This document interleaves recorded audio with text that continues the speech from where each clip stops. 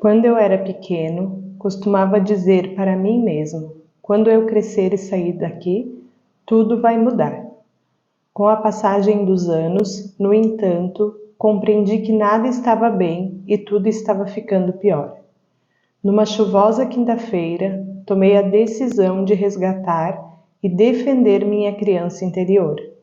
Encontrei-a assustada, quase aterrorizada. A princípio, ela não confiou em mim. Insisti, garantindo que jamais a abandonaria, e só então ela venceu a desconfiança. Neste livro, o autor descreve todos os estágios da jornada que lhe permitiu tornar-se guardião e defensor da criança que vive dentro de cada um de nós. Volta ao Lar é uma obra que ensina a libertação de grilhões destrutivos do passado, despertando o potencial de cura do nosso mais profundo eu. Então pegue seu café e vem comigo, que o conteúdo de hoje está incrível.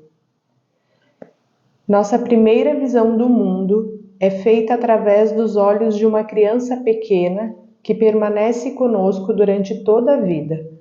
Por mais adultos e poderosos que possamos ser exteriormente, se a criança vulnerável que vive em nós foi magoada ou abandonada, envergonhada ou negligenciada, essa dor infantil, esse sofrimento e essa raiva vivem ainda em nós, sob a forma de vícios, depressão, relacionamentos problemáticos e insatisfação crônica, que resistem a todos os nossos esforços para mudá-los. Ao ver exatamente o que se precisava e não se teve, aprendemos segura e gradualmente a refazer o nosso contato com os sentimentos do passado.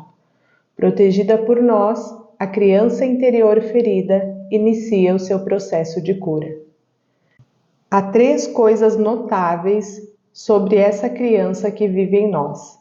A rapidez com que as pessoas mudam quando fazem esse trabalho, a profundidade dessa mudança e o poder e a criatividade que adquirimos quando são curadas os ferimentos do passado.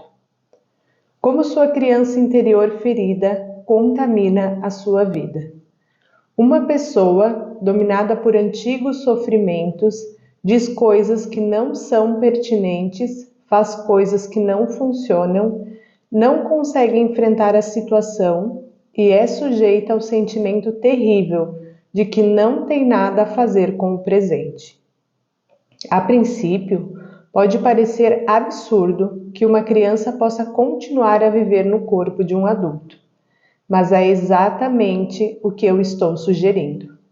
Acredito que essa criança interior, negligenciada e ferida no passado, é a maior fonte da infelicidade humana. Até o momento em que a recuperamos, ela continuará a agir mal, contaminando a nossa vida de adultos. As crianças precisam de segurança do exemplo de emoções saudáveis para compreender os próprios sinais interiores. Precisam também de ajuda para superar os pensamentos dos sentimentos. Quando o ambiente familiar é de violência, química, emocional, física ou sexual, a criança passa a focalizar apenas o exterior. Com o tempo, ela perde a capacidade de gerar a autoestima que vem do seu interior. Sem uma vida interior saudável, a pessoa, exilada de si mesma, procura satisfação no exterior. Isto é a codependência, um sintoma da criança interior ferida. O comportamento de codependência indica que as carências da infância não foram atendidas e que a criança não sabe quem ela é. Em geral, pensamos que todos os que têm uma criança interior ferida são agradáveis, quietos, sofredores e amorosos. Na verdade, a criança interior ferida é responsável por grande parte da violência e da crueldade que há no mundo. A criança impotente e ferida transforma-se num adulto agressor. A violência sexual, física e emocional é tão apavorante para a criança que ela não consegue manter a própria personalidade. Para sobreviver a toda a dor que ela passou, ela perde toda a noção de identidade, identificando-se com o agressor. Embora a maioria do comportamento ofensivo tenha raízes na infância, nem sempre é resultado de maus tratos. Em alguns casos, os indivíduos foram mimados pelos pais com indulgência e submissão exageradas e aprenderam a se considerar superiores aos outros. Essas crianças mimadas acreditam que merecem um tratamento especial de todos e que não podem errar. Perdem toda a noção de responsabilidade, certas de que os seus problemas são sempre culpa de outras pessoas. Toda criança precisa ser amada incondicionalmente, pelo menos no início. Sem o espelho de uma atitude de aceitação incondicional dos pais ou dos responsáveis, a criança não tem meios de saber quem ela é. Cada um de nós foi nós antes de ser eu. Precisamos de uma face que, como um espelho, reflita todas as partes do nosso eu. Precisamos saber que somos importantes, que somos levados a sério e que cada parte de nós é digna de ser amada e aceita. Precisamos também saber que os que tomam conta de nós nos amam e que podemos confiar neles. Essas são as carências narcísicas saudáveis de toda criança. Se somos privados delas, nossa noção de eu sou é prejudicada. A criança interior privada dessa necessidade narcísica contamina o adulto com uma sede insaciável de amor, atenção e afeição. As exigências da criança manifestam-se como sabotagem dos relacionamentos dos adultos, porque, por mais que sejam amados, nunca estão satisfeitos. A primeira tarefa da nossa vida relativa ao desenvolvimento consiste em estabelecer um sentimento básico de confiança. Precisamos aprender que a outra pessoa, mamãe, papai, o mundo lá fora, é seguro e confiável. A noção básica de confiança é uma sensação profundamente holística. Se podemos confiar no mundo, podemos aprender a confiar em nós mesmos. Confiar em si mesmo significa confiar nos próprios poderes, percepções, interpretações, sentimentos e desejos. A criança aprende a confiar com responsáveis dignos de confiança. Se mamãe e papai são consistentes e previsíveis, se mamãe e papai confiam em si próprios, a criança confia neles e em si mesma. Comportamentos de repetição. As emoções são o combustível com o qual nós defendemos e com o qual procuramos atender às nossas necessidades básicas. Essa energia é fundamental. Nossa raiva nos movimenta para a defesa. Quando estamos zangados, tomamos uma posição, ficamos loucos para lutar. Com essa raiva, nos protegemos e lutamos para os nossos direitos. O medo nos move para fugirmos do perigo. O medo nos dá discernimento. Ele nos protege, informando que o perigo está próximo e que é grande demais para ser enfrentado. Ele nos faz correr e procurar um refúgio. A tristeza nos faz chorar. Nossas lágrimas são purificadoras e nos ajudam a resolver a tristeza. Com tristeza, lamentamos nossas perdas e libertamos nossa energia para ser usada no presente. Quando não podemos lamentar, não terminamos com o passado. toda a energia emocional relativa à nossa tristeza ou trauma se congela. Não resolvida e não expressa, nossa energia continuamente procura se resolver, uma vez que não pode ser expressa num lamento normal e saudável, expressa-se por meio do comportamento anormal. Isso se chama repetição externa. De outro modo, temos a repetição interna, que consiste em repetir em si mesmo as violências do passado. Nós nos punimos como nos puniam na infância. A emoção do passado não resolvida geralmente é usada contra a própria pessoa. A energia emocional que é repetida contra a própria pessoa pode provocar graves problemas físicos, incluindo distúrbios gastrointestinais, dores na cabeça, tensão grave, artrite, asma, ataques cardíacos e câncer. Ser sujeito a acidentes é outra forma desse tipo de repetição da violência. A pessoa provoca o acidente como uma forma de autopunição. Muitos adultos crianças movem-se constantemente entre o medo do abandono e o medo de serem completamente dominados. Alguns isolam-se temendo serem absorvidos por outras pessoas. Outros recusam terminar relacionamentos destrutivos, temendo o abandono. A maioria deles flutua entre os dois extremos. Uma mulher com a qual trabalhei manteve durante 30 anos um casamento sem paixão. O marido é mulherengo, viciado em sexo. Ela sabe de 6 casos que ele teve. Em um deles, o apanhou na cama com outra mulher. Perguntei por que continuou casada e ela disse que amava o marido. Essa mulher confunde dependência com amor. Ela foi abandonada pelo pai quando tinha 2 anos e nunca mais o viu. Sua dependência, que ela chama de amor, tem as suas raízes no medo profundo do abandono. A criança ferida contamina a intimidade nos relacionamentos, porque não tem noção do seu eu autêntico. A maior mágoa que uma criança pode sofrer é a da rejeição do eu autêntico. Quando um dos pais não pode afirmar os sentimentos, as carências e os desejos do filho, ele está rejeitando o eu autêntico da criança. Então, torna-se necessária a criação de um outro eu.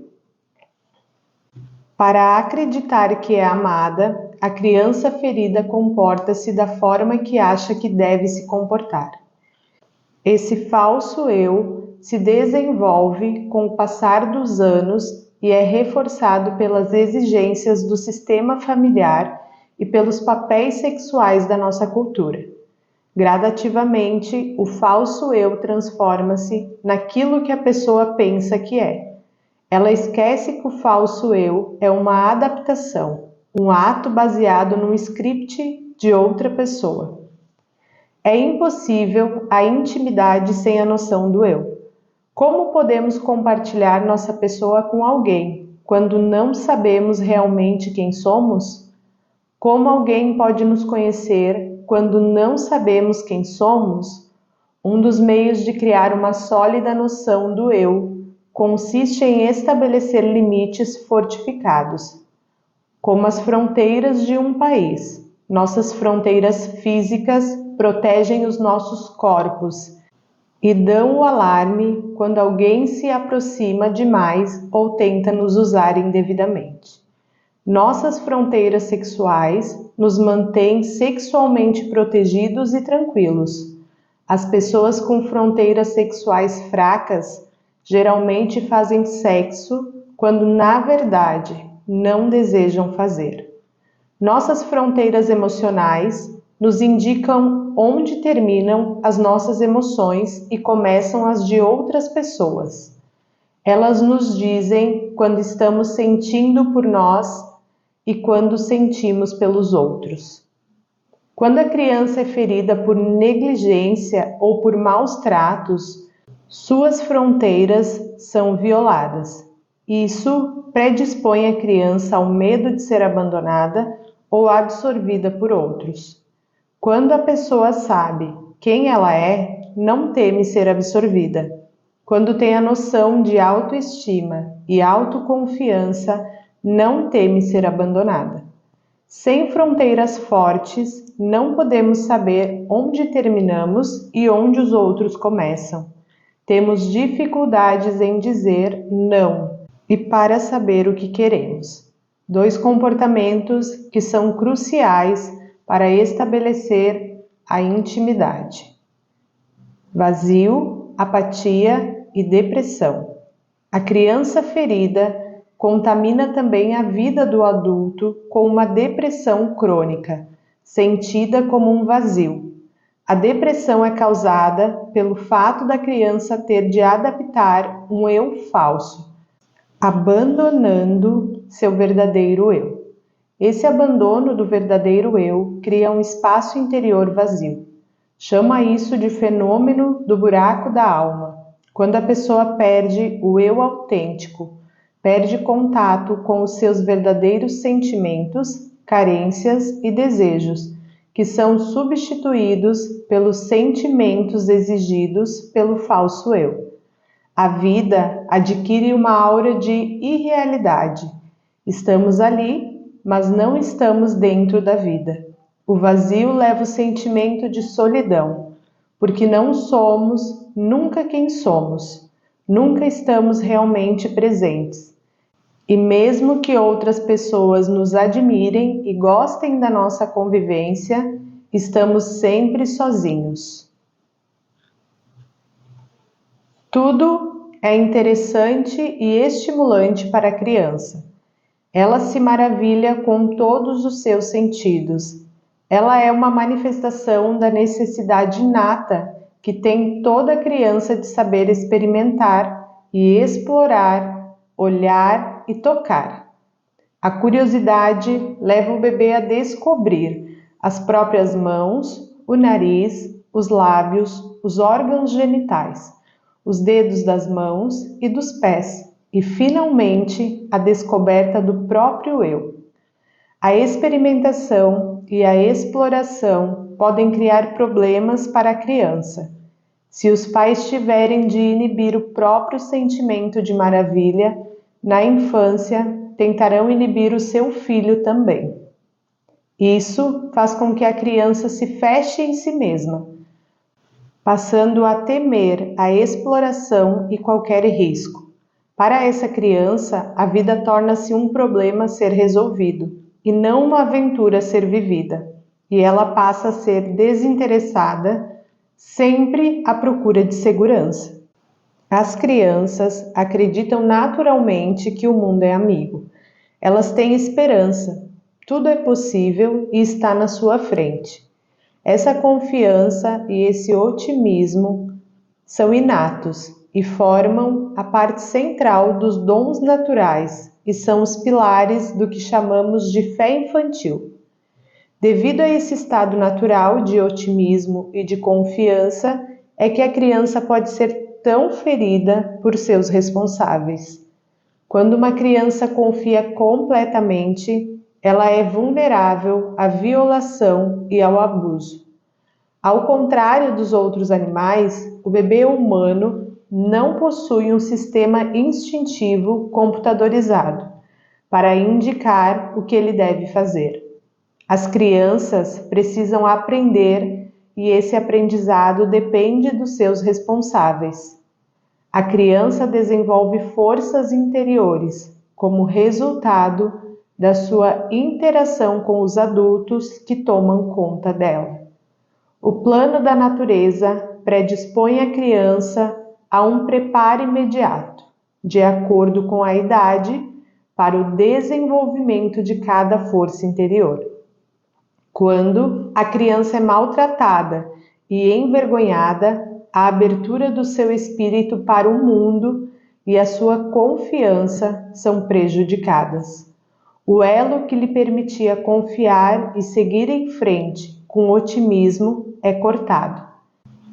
Não confiando mais na segurança dos que tomam conta dela, torna-se mais vigilante e ansiosa.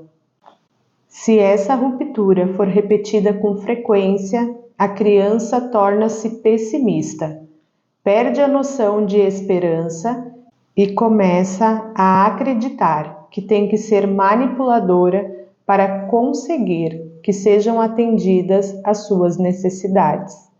Ao invés de usar a sua energia para a interação direta com o mundo, passa a usá-la para fazer com que os adultos façam por ela o que pode muito bem fazer sozinha. As crianças são dependentes e carentes por natureza, não por escolha. Ao contrário do adulto, a criança não pode satisfazer as suas necessidades usando os recursos próprios. Portanto, tem que depender dos outros para isso. Infelizmente, essa dependência é sua maior vulnerabilidade. A criança não sabe o que precisa nem o que sente. Para o melhor ou para o pior, a sua vida é moldada, desde o início, pela capacidade dos que tomam conta dela de conhecer e atender às exigências de cada estágio do seu desenvolvimento. Se os pais ou responsáveis têm dentro deles uma criança ferida, sua própria carência fará com que os pais não atendam às carências dos filhos. Eles ficarão irritados com as exigências naturais da criança, ou tentarão suprir as próprias carências, fazendo do seu filho uma extensão deles mesmos.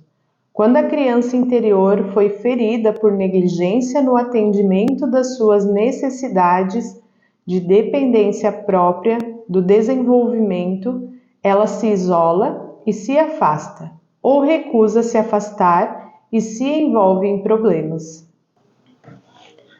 Duas emoções são exclusivas dos bebês humanos: o riso e o choro. O senso de humor tem valor de sobrevivência. A vida é mais suportável para quem tem senso de humor. A felicidade e o entusiasmo de uma criança podem ser cortados rapidamente. Se a criança ferida de um dos pais teve um riso sufocado, ele sufocará o riso do filho. Esse pai ou essa mãe dirá ao filho: não ria tão alto, pare com esse barulho, pare de ser tão desordeiro, já nos divertimos demais, e assim por diante. O outro lado do riso é o choro, sua alegria e sua mágoa sem máscara. Assim como o riso e a alegria nos atrai, o choro desperta nossa compaixão e o nosso instinto protetor. Isso tem o valor especial de sobrevivência para o bebê humano. Seus balbúcios de alegria e sua risada espontânea nos atraem, estabelecendo o elo simbiótico que toda criança precisa. As lágrimas são os sinais de sofrimento que nos levam a ajudá-lo e consolá-lo. Crianças que ouvem que é vergonhoso chorar são profundamente prejudicadas no seu desenvolvimento. Na maioria das famílias, o choro das crianças desperta a tristeza, que não resolvida da criança ferida que existe nos pais. A maioria dos adultos crianças teve o seu choro reprimido. Ao invés de interpretarmos a teimosia de uma criança como depravação ou mau comportamento, devemos vê-la como coragem. As crianças são resistentes e corajosas. A palavra coragem vem do latim cor, coração. As crianças têm coração. São aventureiros corajosos. Todas as crianças mal comportadas são desencorajadas. Tendo perdido essa força do coração, elas passam a manipular para conseguir o que precisam. A flexibilidade de comportamento, intimamente relacionada a essa capacidade de recuperação, permite que a criança aprenda comportamentos de respostas a qualquer padrão de socialização ao qual seja exposta. A flexibilidade e a resistência são também responsáveis pela nossa capacidade de adaptação a ambientes e modos não saudáveis. Todos os comportamentos atribuídos à criança interior ferida são comportamentos adaptados. São flexibilidade e sua resistência a ajudarão a sobreviver à doença, às perturbações e ao abandono emocional. Mas é uma pena que tenhamos de usar a nossa energia dinâmica e de resistência para sobreviver e não para crescer e formar uma identidade real. Embora a criança seja imatura, ela possui um senso orgânico de unidade, de eu sou. Em outras palavras, sente-se ligada e unificada dentro de si mesma. O sentimento de integração unificada e completa é o verdadeiro significado da perfeição, e nesse sentido, toda criança é perfeita. Essa noção natural do seu valor e da sua dignidade é muito precária e precisa ser imediatamente espelhadas e reproduzida nas pessoas responsáveis pela criança. Se os pais não refletirem amorosa e exatamente a criança como é, ela perde essa noção natural de ser especial e única. As crianças são naturalmente predispostas ao amor e à afeição. Entretanto, a criança precisa primeiro ser amada para poder amar. Ela aprende a amar sendo amada. Montagu escreve: entre todas as exigências puras do ser humano, a necessidade de amar é a mais básica. É a necessidade humanizadora, muito além de todas as outras que fazem nós, seres humanos. Quando a criança não é amada por ela mesma, sua noção do eu sou é eliminada. Por ser tão dependente, o egocentrismo se instala e o verdadeiro eu jamais aparece. As contaminações infantis que atribuo à criança interior ferida são consequências dessa adaptação egocêntrica. A falta do amor incondicional é para a criança a mais profunda privação. Apenas ecos fracos das outras pessoas chegam ao adulto que tem dentro dele uma criança ferida e carente. A necessidade de amor jamais o abandona. Violência emocional é o tipo de violência que também fere a espiritualidade da criança. Gritar e esbravejar com a criança é violar a sua noção de valor. O pai que chama o filho de estúpido, bobo, louco, cretino e assim por diante, está ferindo a criança em cada palavra.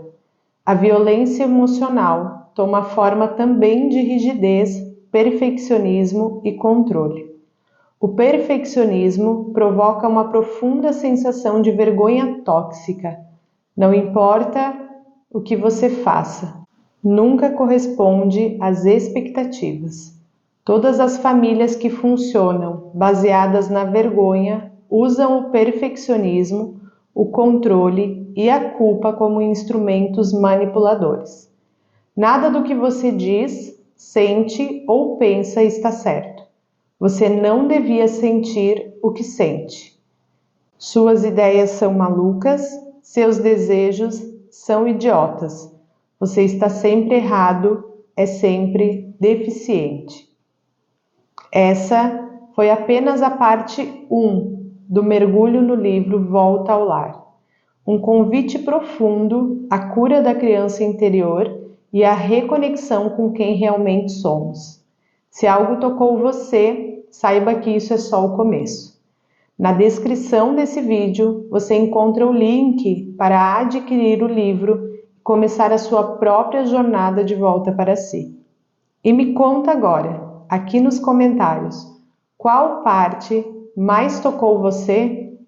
E não se esquece de se inscrever no canal, para ficar por dentro quando a parte 2 chegar por aqui. Até lá, se acolha com amor. Esse é o verdadeiro caminho de volta ao lar.